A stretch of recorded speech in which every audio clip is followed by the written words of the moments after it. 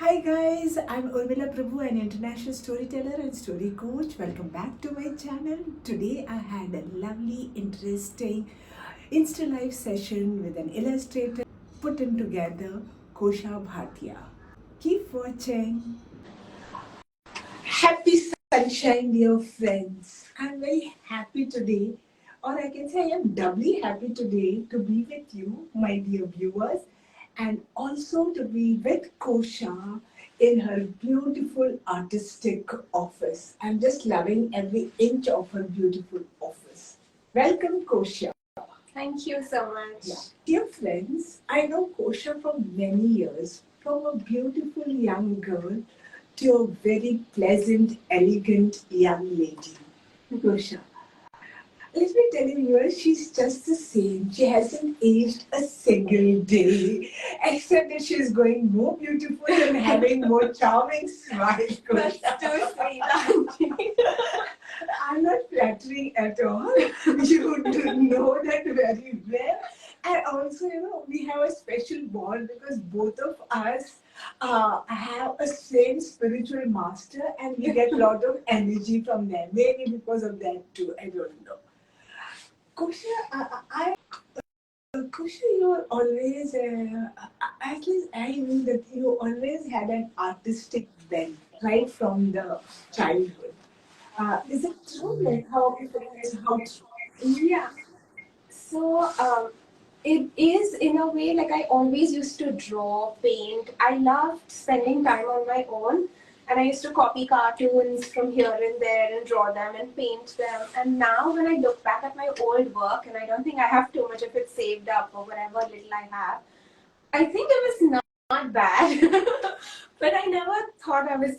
I mean, I never thought of art as a career. I never thought I was any good. I just thought all kids draw and paint, and it's just normal. But I enjoyed doing that. I remember maybe even many years ago, you had given a small Zentangle to my daughter. Yeah, I remember. I know she has preserved it and she has put it in a frame in her house. That's so sweet. When after marriage she was locating to London. So I said, Anna, are you going to take this? I thought she will leave it in her room and that will be mine. I said, I'm not taking it. What do you mean? That's so sweet. So I feel the loss of looking at it every day. Otherwise, I used to look at it every day in the room. Oh, that's so sweet. I'll make one for you next. See, Sunday bumper lottery for me. Yeah. Koshvi, you dabble in arts in so many fields or so many mediums as it's called, but you call yourself as a visual storyteller. Being a storyteller, I always wonder why people call them as a visual storyteller. Yeah. Can you just tell us what does that mean? Sure. So basically, like you already know storytelling, right? You know the context of it. You know how the storytelling goes. Yeah. And as an illustrator, graphic designer, we tell stories through visuals. So the text that we have, or the story, or the narrative, or the context that is there, like what you want to tell people. So we depict it visually. So in one visual, you see the character. You probably see the whole scene midway between the story. So you know something's happening. It's like a moment frozen in time of the story, which can give you little details, which, if you really look carefully, it can give you little details of the characters, or maybe the clothes they're wearing, or maybe, just little bits of things that are depicted in an illustration or design. And that is visual storytelling. So you not only do you hear the story, but you actually see it visually in front of you. And so professionally, that's what we do as visual storytellers. Whether it's for a brand, whether it's illustrating a children's book, whether it's anything at all, we figure out what the narrative is. What are you trying to communicate to your readers, to your audience, and then we try to depict it visually. Wow. So now, what's the difference between a visual storyteller, graphic designer, graphic recorder, and an illustrator? So yeah, there are many different hats that I wear. So an illustrator is one who actually illustrates, maybe makes a drawing or a painting or visually depicts the story. So that's the job of an illustrator. A graphic designer is one who works with maybe clients, ad agencies, and works in design. So it need not be an illustration. It might not be characters and scenes and images. Okay. It could be icons, it could be logos, it could be the way a flyer, brochure is created to pass on the message and communicate it effectively. And a graphic recorder is something like a newfound love of mine, because ever since I was a kid, I loved taking notes and I love illustration, and I kind of merged those two loves of mine together. So when there are business conferences, meetings, there are podcasts, interviews, I sit and I capture the discussions visually, so that for people, when they look at that visual capturing of a discussion, meeting, conference, anything, it's easier to just see just the important points highlighted and the recall value or understanding how different concepts kind of come together. That's the clarity that you get from a graphic recording. So those are three things that I do, and which are kind of linked to each other, but quite different as well. Yeah, for me it was more of overlapping, but Yeah. you're the expert, so you know how what are the fine line of the distinction between all three or four. Yeah. So dear friends, just a little peek that she has illustrated this book, bringing up a Vedantic mother, and I just love the way she has illustrated it. She has brought out the essence of the story that I have written. So, by the way, this is a book written by me, but illustrated, as now I know very well what she did. I only knew she drew it, but now she has illustrated my book beautifully. You can just go and get it, and you can read the stories and enjoy her illustration. And the stories are so adorable. Thank I you. absolutely enjoyed reading all of them, little snippets from your life. It was wonderful. Thank you. Thank you, Kosha. Kosha, am I right? You started your journey as an employee on a regular job? Yeah, so I didn't start it like that. I always started as a freelancer, but in between I got the opportunity to work in a corporate organization in the communications department. And I did not really want the job, but the opportunity was really good, and I thought it would help me gain some experience in a different field. And so I took up that job, and I was there for over 2 years. It was a beautiful experience. I met some lovely people. I've made friends for life over there. And I got to learn so much about communication, about what all it entails.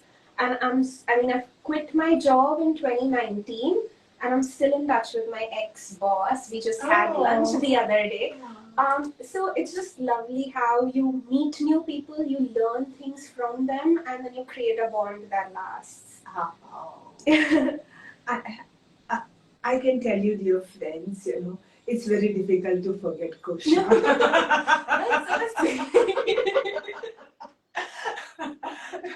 So I'm not at all surprised or shocked that you had a lunch with your boss and you're friends with your team. Yeah. Super.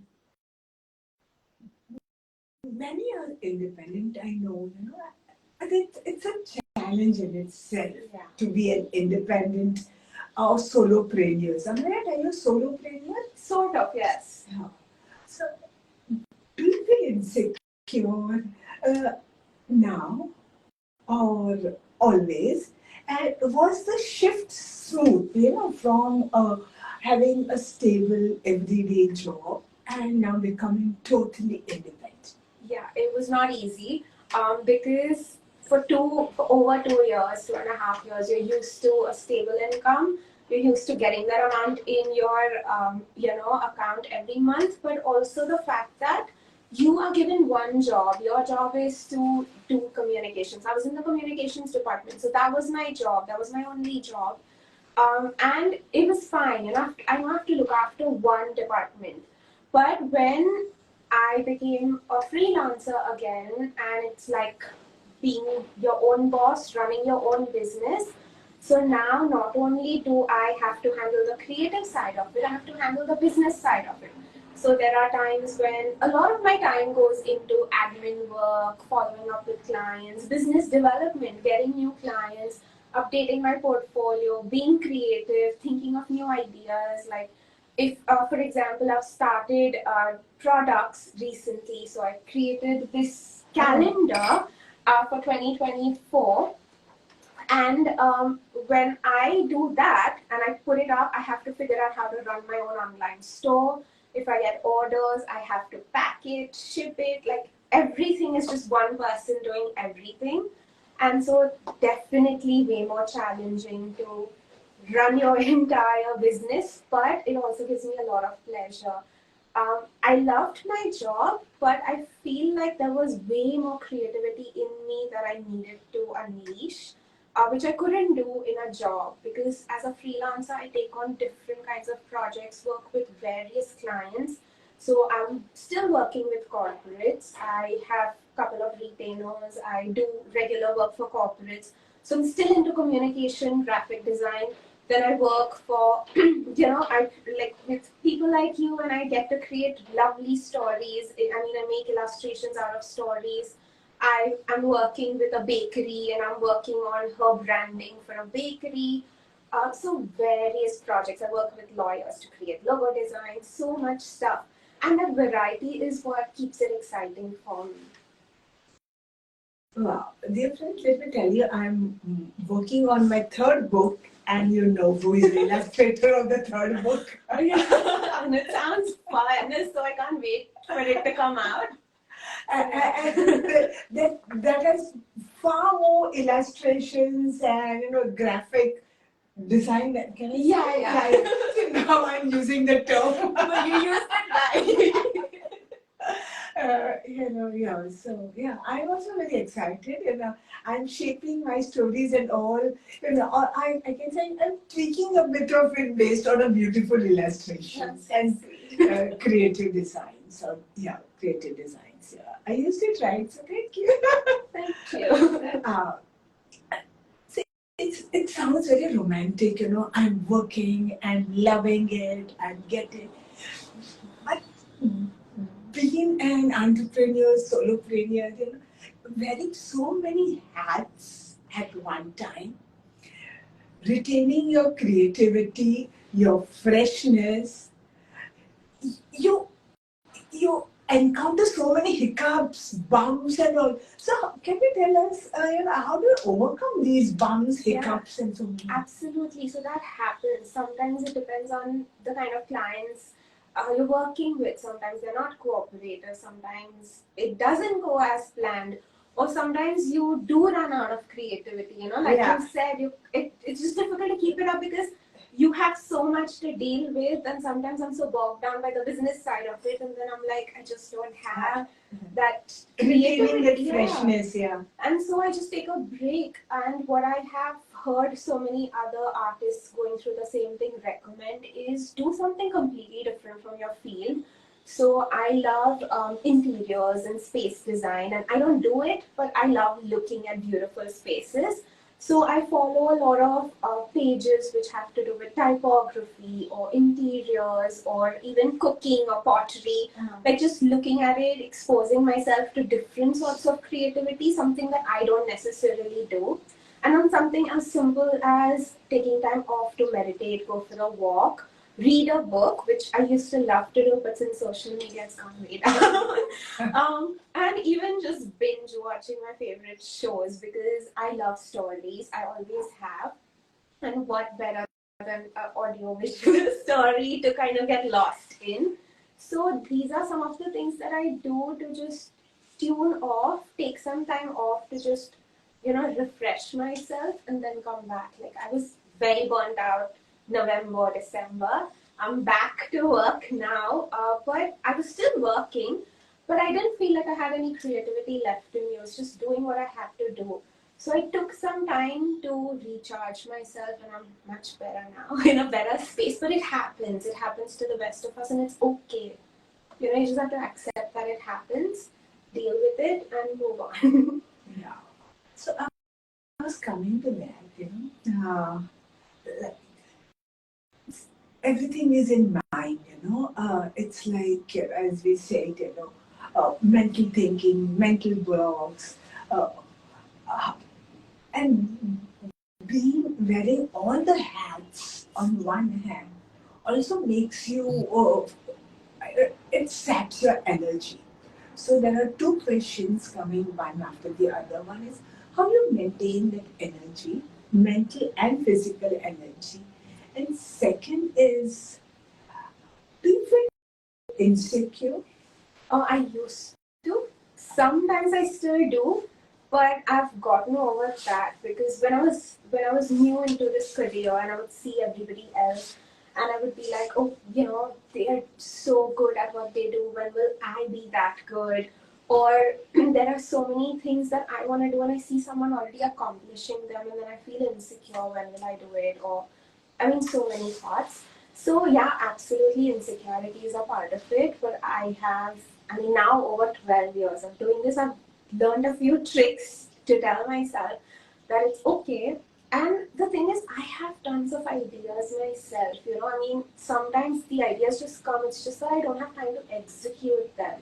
There are so many things I want to do, and I don't know how I'm gonna accomplish all of them. And maybe I won't accomplish all of them, which is okay.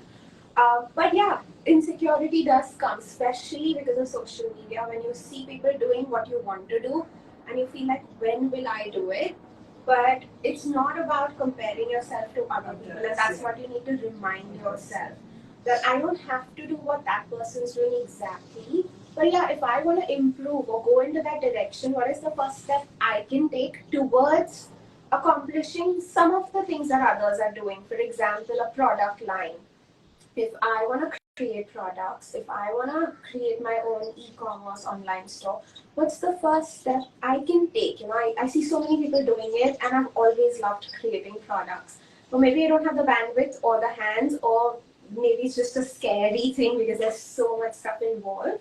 So then I need to stop and ask myself, what's one step I can take in that direction? Yeah. Make a plan, break it down. So I've learned a couple of productivity hacks over time. And yeah, so it's made life easier for me a little bit. And I had read a book by Brian Tracy, which says, how to eat an elephant. They had have one bite at a time. I heard that. And that's so smart, right? When you look at the whole big picture, it's like you get overwhelmed. And I get overwhelmed a lot looking at my own to-do list, which is just me giving myself more work. But yeah, like you said, one bite at a time. So we have to break it down. We have to see what is doable, what you might never accomplish, and it's okay. Yeah, it's about prioritizing and breaking it down. Yeah, so true, so true. That is one. And also, do you feel insecure in the other segment as to, will the work keep on pouring? Will I get the next assignment before this assignment comes to an end? Will I get this kind Sometimes of I do. So since the last couple of years, I now have retainer plans, so I know some amount will always come. But there are times when work is slow because that's how freelancing goes. We have like peaks and falls. So during peak season, you can say, there is tons of work, more than you can handle. And then there are lows where there isn't as much work and you have way more free time. But I feel like instead of freaking out about the free time, I should use it to update my portfolio, things that I just put off forever, or create passion projects. And that's so important as a creative person, to give yourself a brief and create projects that you would want to do even in the future. Because if I create a passion project and I put it up on my portfolio and potential clients see it, they'll hire me to do more of that kind of work, which I also love and enjoy.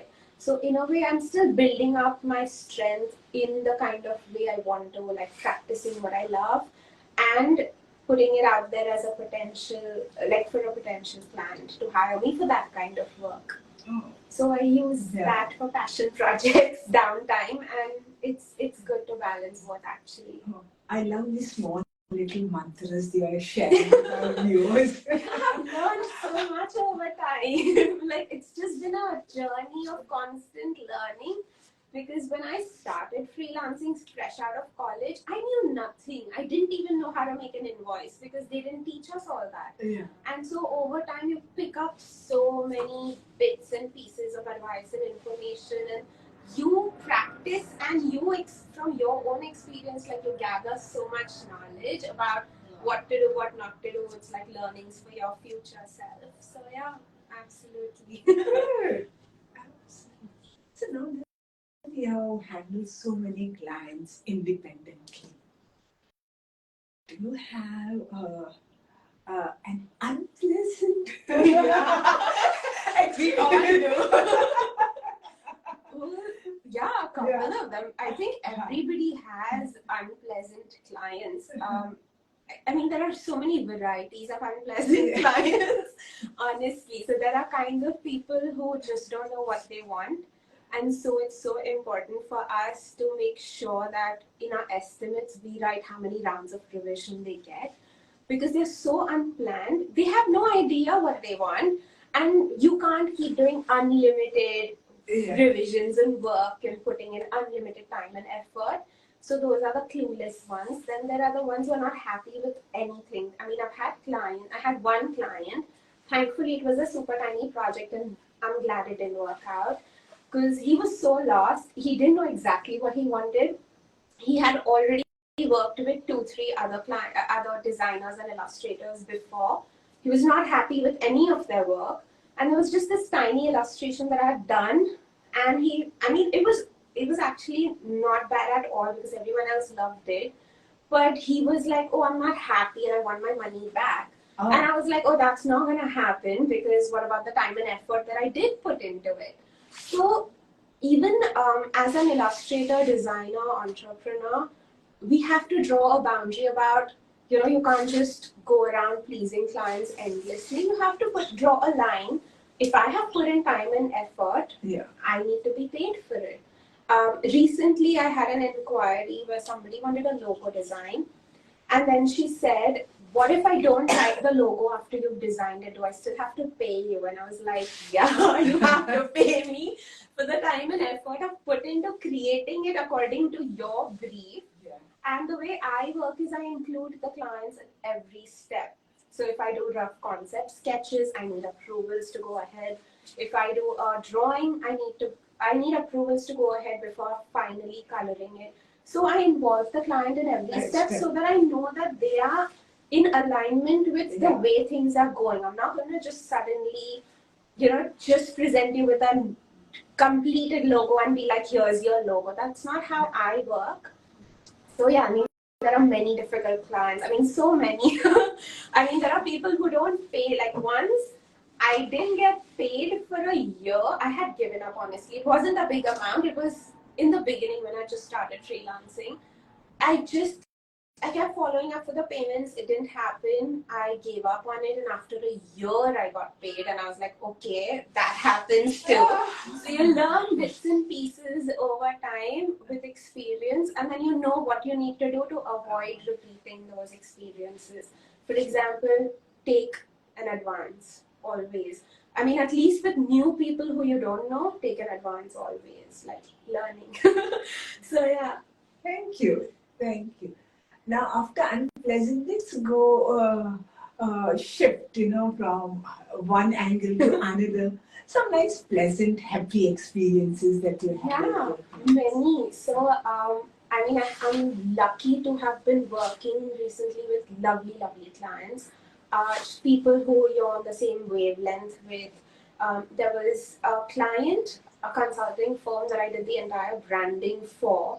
And we were so in sync, like we did a lot of work in figuring out what exactly we wanted, the research behind how we wanted to create the brand. And then when we went around to branding, they just loved everything and everything fell into place and we were so in sync. And even as people, they're so respectful, loving. It's just a pleasure working with some people, really. And then one of my corporate clients, I worked on their marketing deck, which they applied for an award, and then they won the award. Oh, wow. And he was so sweet to send me like a box of brownies as a thank you. Wow. So even the tiny acknowledgement, you know, that we appreciate the work you do, sort of thing. Yeah, lovely clients. Like it was a pleasure working on the book with you because we were so in sync and the stories were lovely, and it's always lovely to have a chat with you and catch up with you. So tons of lovely clients too. So there's both of, I mean, there's a bit of both, and you need to acknowledge what's, you know, good and try and get more of those kind of experiences. So. Dear viewers, let me tell you, she has won many awards. But you know, I see on the table a couple of very prestigious ones. I don't know what is does this CAG, mean. I think. CAG, yeah. Communication Arts Guild. Yeah, so it is. Yeah. This is one. CAG, Cup Illustrator of the Year. Oh, when I was still in college. Not a cup anymore, but yeah. And I see second one. Is that? Yeah. It's the Wiz Impact. That was Yeah, also in Wiz college. Impact, yeah. Both of them look so cute on the table. Yeah. So, you know, can you share a couple of pictures or from your illustrations? Sure. So I have done. Let me see. Yeah. I mean, you can just turn the page. I can just. So these are some of my doodles, which unfortunately I don't have time to do so many of anymore. But I love doodling. So I love not planning it, just sitting with a pen and paper and allowing my subconscious to take over. So I just let whatever needs to come out in the form of doodles, whether it's just images, whether there's tiny little words hidden inside. So tons of stuff. Yeah, these are some of them.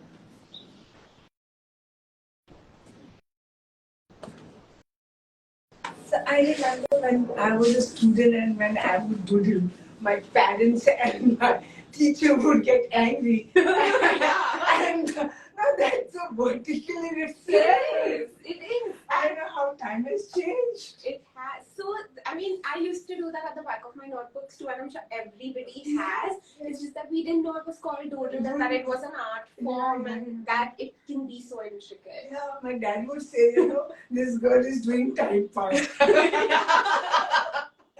Instead of studying, she's doing something. Yeah, I love you. I've all done it though. So that's one. So I had attended one of the workshops. Remember? Do you remember that once upon a time? Which one? I had attended one of your workshops and when we were discussing about this book and you were telling me, Auntie, you can do it this way.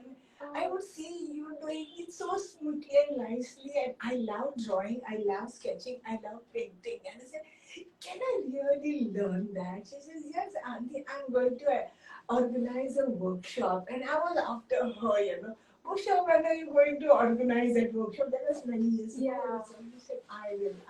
So I did attend a workshop. I learned a lot. But what I would like you sharing a little bit about next work, a vertical which organizes art workshops. Yeah, so right now most of the art workshops that I'm doing are for corporates. So corporate organizations conduct these creative workshops as part of their employee mental well-being programs. And so we do things like mindfulness with mandalas or doodle and de-stress, fluid art. There are some for employees' children. So we do some kids workshops, some coffee painting, so many. So I do a lot for the corporates, which are not open to all. It's just for their organization and their employees. So that's a special invite, which for them. But I have done a couple of doodle workshops and things which are open for all. It's not accessible anymore because I think the platform changed. But I plan to do. I've got a lot of requests. Yeah. It's just that the bandwidth to do so many things, it's challenging to keep up with everything. But I am planning to, do one soon. Like I'll conduct one soon, and I'll keep it open for all, so everyone can join in. Yeah. So definitely something to look forward to in 2024. Wow. So I think if the timing matches, I'll join your Yeah, workshop. that would be nice. Have you again. For the second time. Yeah. Yeah, let me also brush up with what I've learned. Sure. Really lovely. Yeah. So, so for a person who really has very little, the skill, I can say, to doodle, very little knowledge about how to put things together and all. Do you have a quick tip on a couple of those? Yeah, so usually when I do any of the workshops, it is always for beginners because I feel like everyone can draw. I honestly believe that because I didn't think I would have a career in art, and it just happened at the right time, honestly. But everyone can draw because drawing is a skill like any other that you learn over time. It's just that the love that you have for drawing and painting or any creative field is inbuilt, but the skill is something that anyone can learn. And so I truly believe everyone can draw. All you need to do is pick up a pencil and start from the scratch. It like when a lot of times when I conduct these workshops and people see these mandalas or these doodles which are already done, and they're like, how are we gonna draw that? But the steps to reach that end result are actually very simple. It's just putting one block over the other. And I feel like there are many tutorials out there. YouTube has made so much knowledge accessible to us. Go online. I mean, I have a YouTube channel too, but I don't really have so many tutorials. And I'm not just saying go to my channel, you can definitely check it out, but go to any YouTube channel where people teach you art from scratch for beginners, and you'll learn so much, and it's very step by step. Honestly, if you can hold a pencil, you can draw. So, I mean, the tips depend on what kind of art you're doing, but just take a pencil and a paper and start with basic shapes. So one thing I would like to share is any pattern, any design, any drawing starts with basic shapes, dots and lines.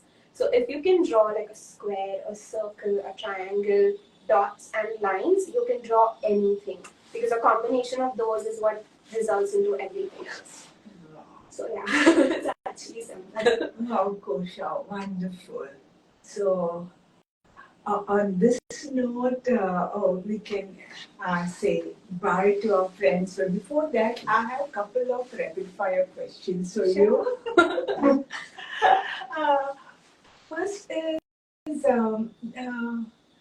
what is one thing that you like to do besides drawing and mandala and all what you're shared now? One thing that you're passionate about. I do love reading. Okay.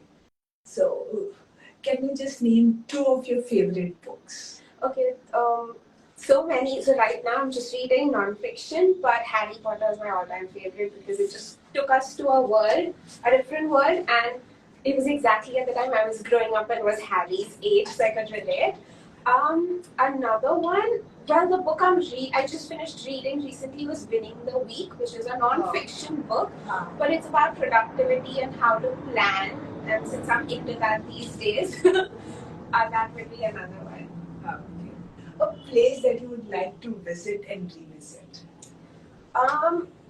Mount Abu, because it's the headquarters of the Brahma Kumaris, and I love meditating. It's just a beautiful vibe that you get out of that place.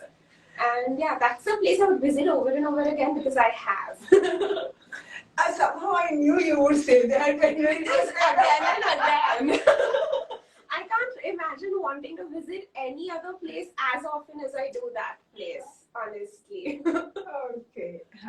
The cuisine that you love to eat? Italian and Mexican. Okay. any food that you'd like to prepare? Like to prepare sandwiches. I'm actually good at preparing sandwiches. Oh, wow. Okay. And one thing, I would like to ask is, I don't know, I was just came, do you have any favorite color? Uh, no, I used to like blue a lot. Now I like all colors. But I used to like a dull color palette earlier. Now I'm more into bright colors. So I think it changes with time. Okay. So thank you. Thanks a lot, Kosha, for being on this podcast and sharing your journey and also giving how to center yourself when you're low and to be grounded when you're high and enjoy the free flowing rapid fire questions. Thank you. Thanks a lot. Dear friends, do let us know what you learned from this, what you enjoyed, the segment that you enjoyed the most, or any thoughts that you would like to share with Kosha and me. Have a great Sunday. Thank you. Bye.